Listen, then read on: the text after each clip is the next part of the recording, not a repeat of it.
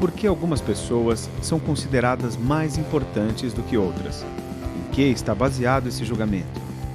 Essas são as perguntas básicas do trabalho de Pierre Bourdieu. Nascido no interior da França em 1930, filho de família humilde, Bourdieu teve uma trajetória atípica. À base de bolsas de estudo e de uma inteligência notável, formou-se filósofo e chegou ao ápice da carreira acadêmica francesa. Enviado como soldado à Argélia, Bourdieu passa a estudar a sociedade argelina, em particular a primitiva sociedade cabília. Essa experiência marca sua mudança da filosofia para a sociologia. Ao morrer, em 2002, aos 71 anos, Bourdieu era provavelmente o mais lido e citado sociólogo em todo o mundo. Na medida em que vai ter escola para todos, uma escola numa sociedade de classes, uma escola que pretende ter um papel democratizante, por assim dizer, é uma ideia de escola liberal. É uma ideia de escola que pretende ensinar a todo mundo, e aí quem tem inteligência, quem tem vontade de ir para frente, quem tem vontade de aproveitar essa oportunidade que o Estado oferece através da escola, essas pessoas sim vão ser bem-sucedidas. Daí a gente fala numa escola meritocrática, uma escola que premia, que coloca nos mais altos postos as pessoas que têm inteligência suficiente para entender os conhecimentos que são transmitidos e esforço para permanecer nessa carreira escolar que é tão longa. É uma ideia que está na base da disseminação da escola no Brasil, está na base, ela faz parte do pensamento, por exemplo, do Anísio Teixeira, que vai falar em democratização da escola brasileira, e é uma ideia muito bonita, né? Porque você dá escola para todo mundo e não importa a origem social da pessoa. Se ela tiver condições, se ela tiver mérito, né? Ela vai conseguir ascender socialmente. É a promessa da escola de ascensão social.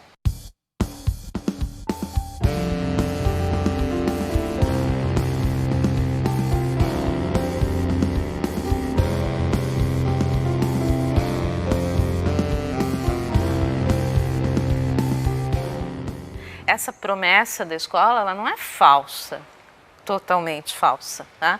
Tem uma ou outra pessoa que consegue se realizar, a gente conhece.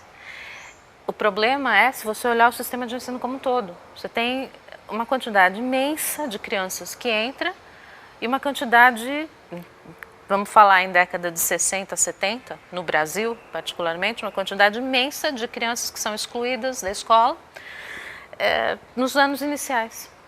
E você tem uma quantidade ínfima de gente que consegue chegar ao ensino superior, por exemplo.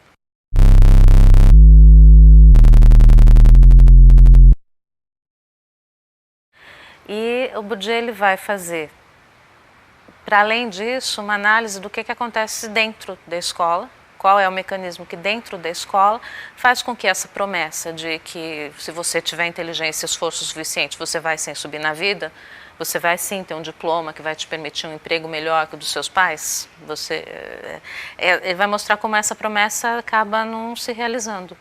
Por sua natureza, a escola é uma instituição de reprodução social. Por meio dela, as crianças adquirem determinados conhecimentos que a sociedade considera valiosos. As análises da obra de Bourdieu nos permitem perguntar: por que os currículos escolares são formados por esses conhecimentos e não por outros? Por que nem todas as crianças conseguem se apropriar deles? A chave aí para entender por que tantas crianças não avançam nessa carreira escolar é dada pela ideia de capital cultural.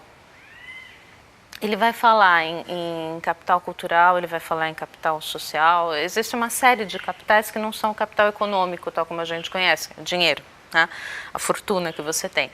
Porque tem efeitos sociais, tem determinadas formas de relação social, de construção de legitimidade, que elas não são dadas só pela posse de dinheiro, né? Tem outras coisas que você pode ter que te dão importância, te dão legitimidade.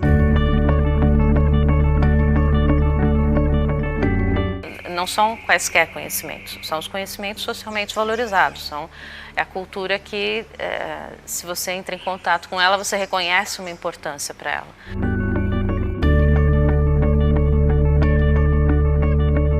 A escola vai transmitir o quê se ela pretende reproduzir a cultura da sociedade, se ela pretende transmitir uma herança cultural? Aquilo que é considerado mais legítimo.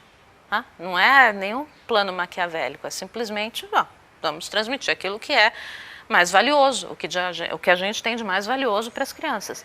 Ora, então, a gente vai transmitir o que tem de mais valioso, então a gente vai transmitir aquilo que corresponde à cultura legítima, aquilo que corresponde ao capital cultural, que só determinadas pessoas na sociedade têm condições de adquirir e de conviver.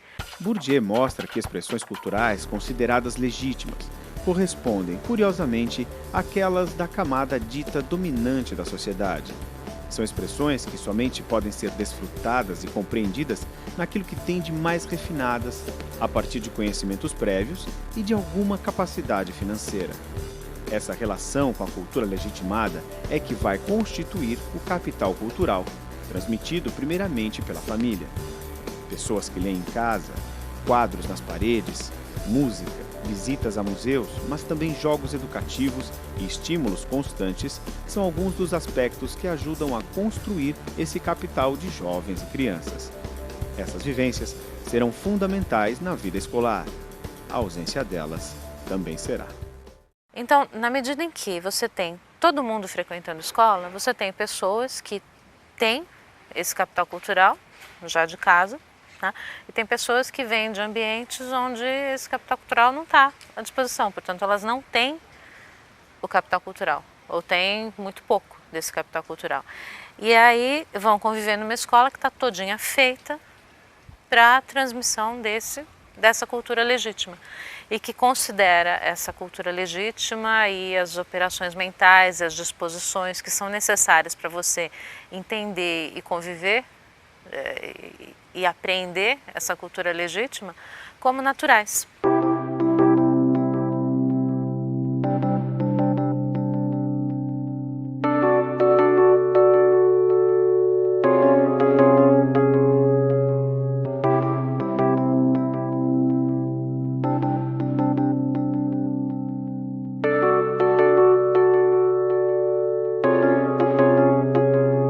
Eu tenho me surpreendido às vezes. Eu estou dando aula e de repente tem palavras que eu considero que são básicas e um aluno levanta a mão e pergunta: o que quer dizer isso? Pô, então uma palavra que é parte de um vocabulário comum, parte de um vocabulário básico para mim, essa pessoa não detém. Lógico, eu entendo que eu tenho toda uma trajetória de estudos superiores que me permite ter esse vocabulário, né? E é uma pessoa e o aluno é uma pessoa que acabou de entrar. Mas a ideia do capital cultural, que a escola espera que o aluno tenha e eventualmente ele não tem, é bem essa. É bem a pessoa a criança entrar num ambiente que não é em absoluto familiar para ela.